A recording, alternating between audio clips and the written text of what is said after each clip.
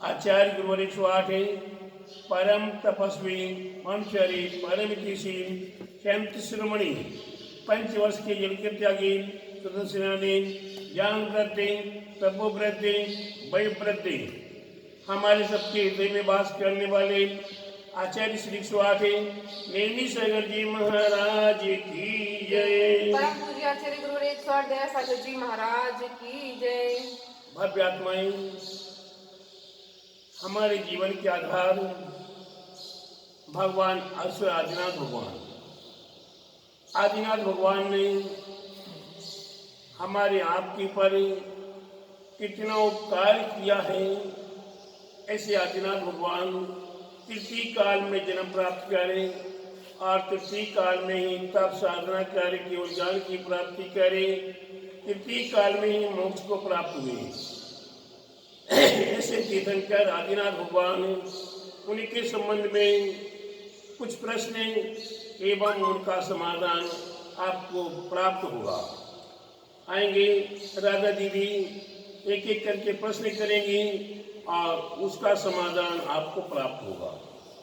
गुरुदेव, आदिनाथ भगवान को हम कैसे पहचाने? ये आदिनाथ भगवान है। आदिनाथ भगवान का बेल का चिन्ह है और ये चिन्ह हमारे आपके लिए ग्रंथों के माध्यम से प्राप्त होता है कि जब तीर्थंकर बालक का जन्म होता है, उनके दाहिने पैर के अंगूठे पर जो चिन्ह हुआ करता है, वही चिन्ह उनका मुख्य चिन्ह माना जाता है। ऐसे आदिनाथ भगवान का चिन्ह बेल का चिन्ह है, वृषभ का चिन्ह है। गुरुदेव, दूसरा प्रश्न है कि पूर्व प्रभु का नाम क्या नाम है? हमारे तीर्थंकर प्रभु पूर्व में उनका नाम बैजनाथ था। जी गुरुदेव।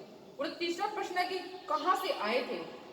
हमारे तीर्थंकर आदिनाथ भगवान पूर्व में सर्वा सिद्धि में थे और सर्वा सिद्धि से यहाँ मनुष्य हुए और तप साधना कर निर्वाण को प्राप्त हुए। गुरुदेव, इसमें ना गर्भ की तिथि कौन सी थी? कौन सी तिथि में गर्भ में आई तो आषाढ़ कृष्णा दूज का दिन था। उस दिन तीर्थंकर आदिनाथ भगवान गर्भ में आए थे। गुरुदेव, उनका जन्म की तिथि कौन सी है? तीर्थंकर आदिनाथ भगवान का जन्म चैत कृष्णा नवमी के दिन हुआ था। गुरुदेव, उसके जन्म की नगरी कौन से नगर में आदिनाथ भगवान का जन्म हुआ था? आदिनाथ भगवान का जन्म अयोध्या नगरी में जन्म हुआ था। यहाँ तीर्थंकर प्रभु का जन्म होता है, वह भूमि तीर्थ भूमि कहलाती है। ऐसी तीर्थ भूमि हमारी अयोध्या महा अयोध्या नगरी है। गुरुदेव, वंश कौन सा हो गया? इक्ष्वाकु वंश। और भगवान आदिनाथ भगवान के पिताजी का नाम क्या था?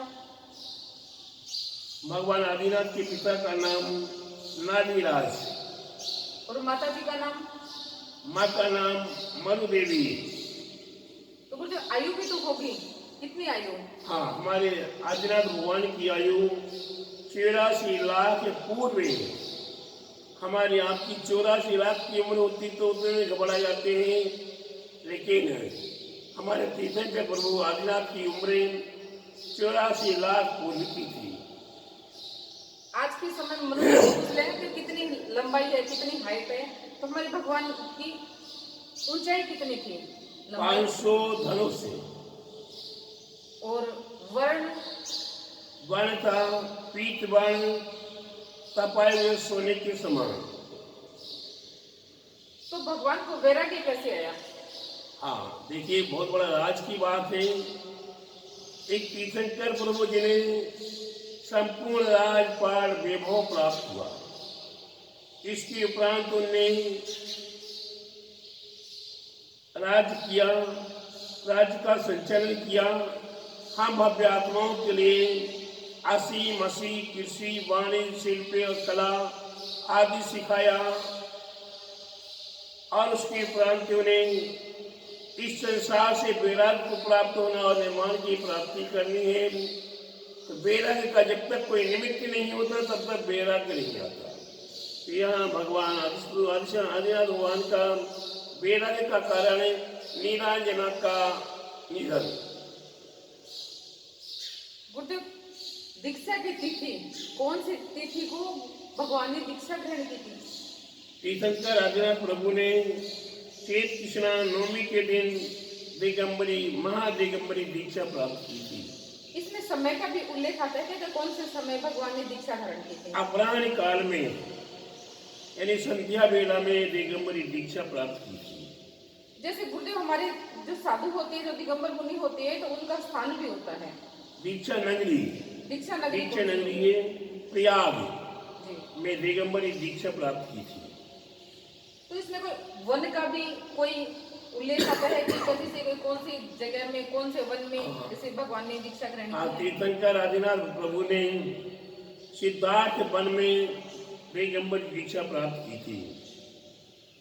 गुरुदेव, दीक्षा की पालकी का भी इसमें कोई उल्लेख आता है कि पालकी को? दीक्षा के लिए पालकी में बैठ कर ले जाते हैं, जाते क्या उन्हें ले जाया जाता है, और वह भी 7 कदम मनुष्य फिर देव लेकर जाते हैं, और उसी वही तीर्थ के प्रभु की पालकी सुदर्शन पालकी, उसमें बैठ कर तीर्थंकर प्रभु जाते हैं और दीक्षा लेते हैं। तो गुरुदेव, इसमें दीक्षा का है जो वन आता है, उपवन आता है, कोई जगह आता है, इसमें दीक्षा का वृक्ष कौन सा हुआ? कौन से वृक्ष के नीचे बैठकर दिगंबरी दीक्षा प्राप्त की? वह बट वृक्ष, उसके नीचे बैठकर दिगंबरी दीक्षा प्राप्त किया आदिनाथ भगवान ने। गुरुदेव, दीक्षा का समय और उपवास, कितने उपवास किए थे भगवान ने? हमारे तीर्थंकर प्रभु ने दिगंबरी दीक्षा लेते ही 6 दिन का उपवास ग्रहण किया था। 6 मास का, 6 दिन का नहीं, 6 महीने का उपवास ग्रहण करके बैठ गए। उन्हें फिर सर्दी गर्मी का कुछ भी आवाज नहीं। तो गुरुदेव, साथ में भी कोई दीक्षित थे ना, अकेला ना दीक्षा लिया था? नहीं, उनके साथ बहुत लोग थे। उनमें से 4000 राजाओं ने, क्योंकि उनके आधीन अनेकों राजा थे, उन राजाओं में से 4000 राजाओं ने दिगंबरी दीक्षा प्राप्त की थी। गुरुदेव, दीक्षा के बाद में आहार कितना दिन बाद और कौन सी नगरी में लिया था? हस्तिनापुर नगरी में लिया था। प्रथम आहार हस्तिनापुर नगरी में हुआ था। तो प्रथम आहार दाता कौन सौभाग्यशाली था जो प्रथम आदि ब्रह्म आदिनाथ भगवान को आहार दिया था? भगवान आदिनाथ प्रभु को 6 महीने का तप स्वीकार करके साधना में रहे। फिर इसके उपरांत 6 महीने और कुछ दिन व्यतीत हो जाने के उपरांत ही उन्हें प्रथम आहार राजा श्रेयांश से स्वयं प्रभु ने प्रथम आहार दिया था। मुनि आदिनाथ को प्रथम आहार में क्या दिया था? आहार में प्रथम आहार वैसे तो प्राशुक जल आदि होता है, लेकिन जल की कीमत यहाँ समझ में नहीं है। यह विशेष समझ में आता है कि तीर्थंकर प्रभु का आहार क्या था, तो इक्षु रस, आदिनाथ भगवान का प्रथम आहार इक्षु रस हुआ था। गुरुदेव, ये समझ नहीं आ रहा है, छद्मस्त काल क्या होता है? छद्मस्त काल, छद्मस्त काल क्या होता है? ये 1000 वर्ष छद्मस्त काल रहा। गुरुदेव, उसमें केवल ज्ञान की कौन सी तिथि थी कि भगवान को केवल ज्ञान की? तीर्थंकर प्रभु को केवल ज्ञान की तिथि फाल्गुन कृष्णा एकादशी के दिन आदिनाथ प्रभु को केवल ज्ञान की प्राप्ति हुई थी। तो गुरुदेव, उसमें हमारा एक प्रश्न हो रहा है कि केवल ज्ञान का समय क्या था? कौन से समय का? पूर्वान काल में, मैंने प्रातः काल में हमारे आदिनाथ भगवान को केवल ज्ञान की प्राप्ति हुई थी। तो गुरुदेव, एक प्रश्न हो रहा है कि केवल ज्ञान का स्थान कौन सा था? केवल ज्ञान के लिए हमारे आचार्यों के लिए उल्लेख प्राप्त होता है, पूर्वी काल में केवल ज्ञान के स्थान था। तो उससे आगे एक प्रश्न है हमारा कि केवल ज्ञान वन कौन सा था? सकट वन, क्योंकि तीर्थंकर प्रभु तो जंगलों में रहते हैं। अब ऐसा जंगल को वन भी कहते हैं, तो उसका नाम था सकट वन। हमारा कि केवल ज्ञान था, भगवान का केवल ज्ञान हुआ था, वो वृक्ष कौन सा था? निग्रोध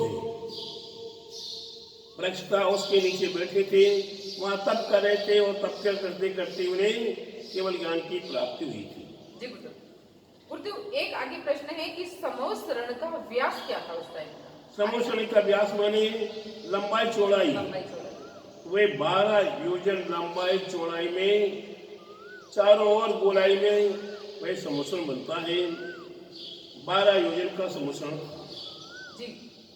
मुझे आगे एक प्रश्न है कि समवसरण में कुल मुनियों की संख्या कितनी थी? दिगंबर मुनियों की संख्या कितनी थी?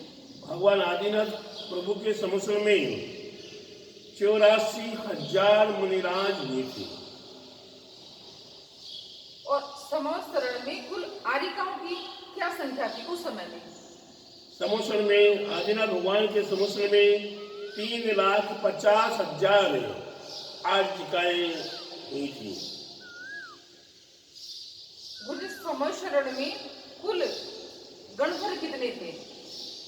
गणधर उसे कहते हैं जो मुख्य हुआ करते हैं, तीर्थंकर प्रभु की डायरेक्ट वाणी को श्रवण करते हैं और उस वह वाणी हम भव्यात्माओं के लिए लघु 700 भाषाएं और 18 महाभाषाओं में जी जहाँ जहाँ जैसे जैसे जीव विराजमान है उन सभी को अपनी अपनी भाषा में वह ज्ञान प्राप्त होता है। ऐसे तीर्थंकर प्रभु के समोसरण में 84 गणधर थे। तो 84 तो वो भाषा जान रहे थे, लेकिन इसमें भी एक होता है ना कि मुख्य गणधर। मुख्य गणधर विषवसेन, प्रथम मुख्य गणधर जो हुए वे विषवसेन। और इसमें जैसे आरिकाएं थी, तो मुख्य आरिकाएं कितनी थी? मुख्य आर्जिका कौन थी? वह ब्राह्मी मुख्य आर्जिका थी। तो उसमें श्रावक भी थी, तो श्रावक की भी संख्या होगी उसमें। बिगड़ श्रावक के तो मजा ही नहीं आएगा। कितनी संख्या थी उस टाइम? 3 लाख है। कितने तीर्थन आदिनाथ भगवान के समोसरण में कितने श्रावक है? 3 लाख श्रावक थे। तो श्रावक थे तो श्राविका भी होगी। तो इसमें श्राविका ही कितनी थी? हाँ, 5 लाख श्राविकाएं थी। जी। और मुख्य श्रोता भरत प्रभु थे। भरत प्रभु क्यों? कि अंत में उन्हें केवल ज्ञान की प्राप्ति का निर्वाण को प्राप्त हुए, इसलिए भरत प्रभु। वैसे तो चक्रवर्ती भरत मुख्य श्रोता थे। जी। केवल ज्ञान के पूर्व आदिनाथ भगवान ने कितने उपवास किए थे उस समय?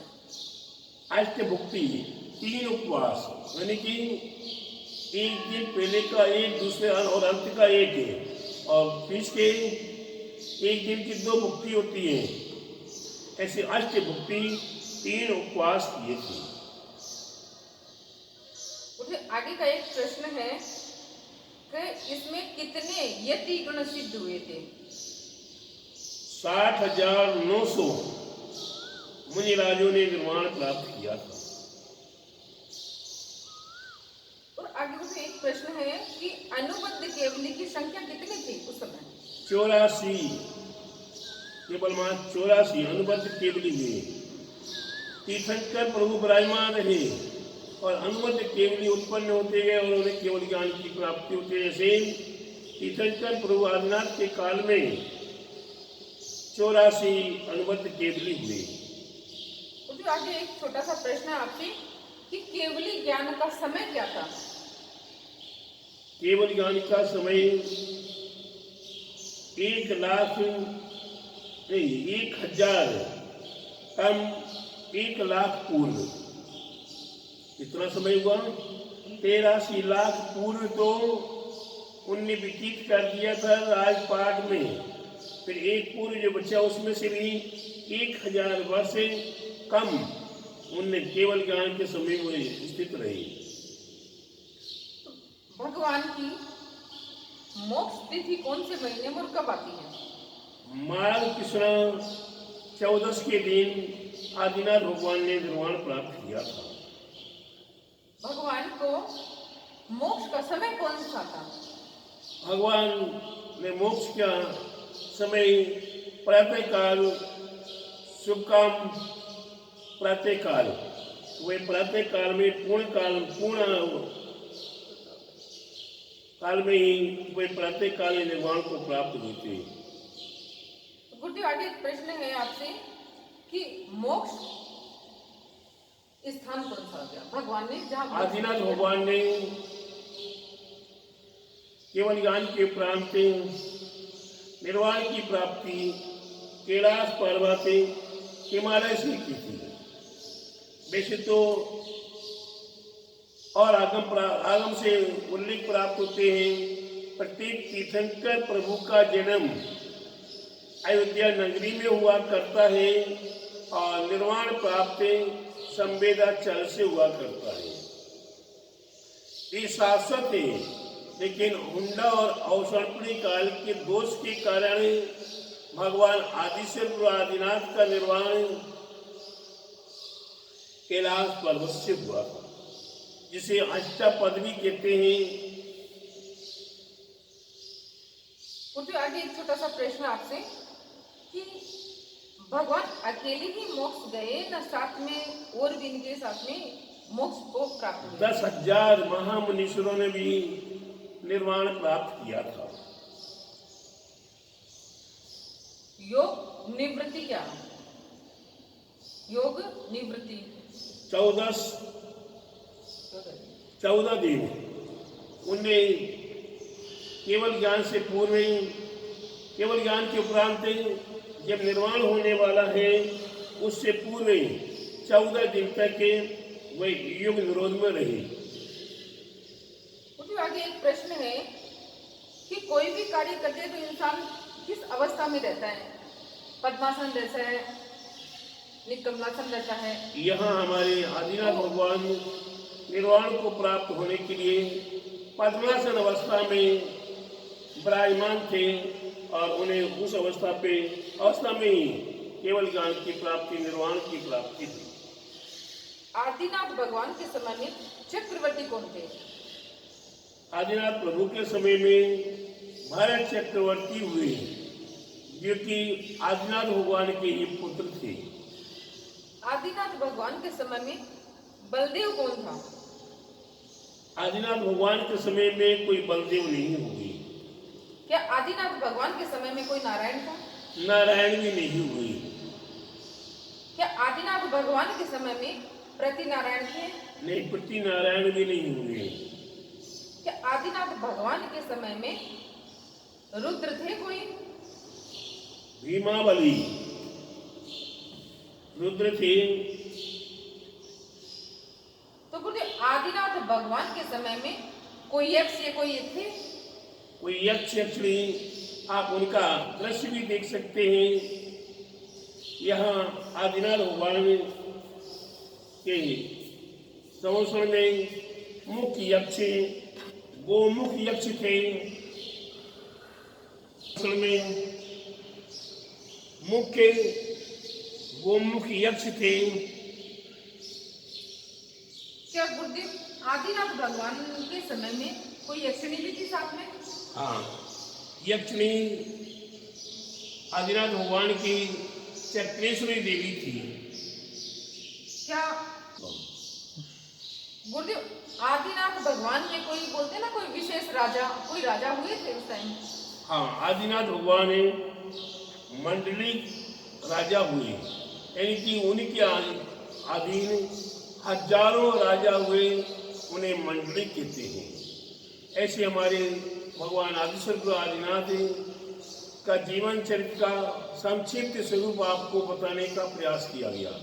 ऐसे आदिनाथ भगवान यहाँ तीर्थंकर आदिनाथ प्रभु का मेन मंदिर नेमी नगर है और नेमी नगर में यहाँ आप जो दृश्य देख रहे हैं, इस दृश्य में आपको आदिनाथ भगवान सहित भूतकाल, वर्तमान काल और भविष्य काल संबंधी एवं विद्यमान भी तीर्थंकर भगवान है शिवमुखी जिनमें विराजमान है।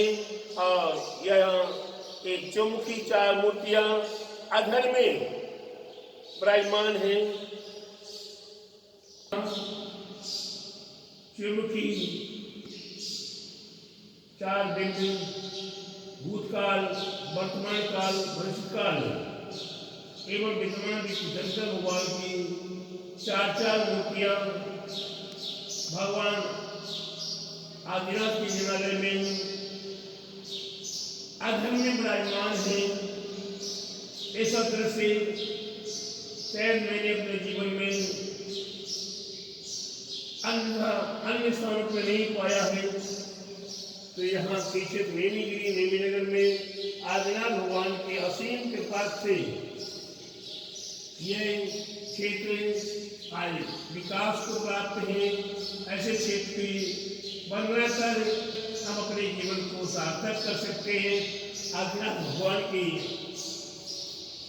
महिमा हमारे आपके लिए अलौकिक और महिमाजन्य है।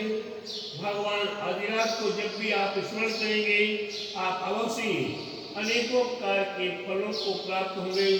आदिनाथ भगवान हमारे आपके लिए सार्थक रहे। आदिनाथ भगवान के प्रति हम सभी भव्य आत्माओं की श्रद्धा, आस्था, भक्ति और अधिक बढ़े और हम भी भगवान आदिनाथ के समान निर्वाण को प्राप्त हो सके।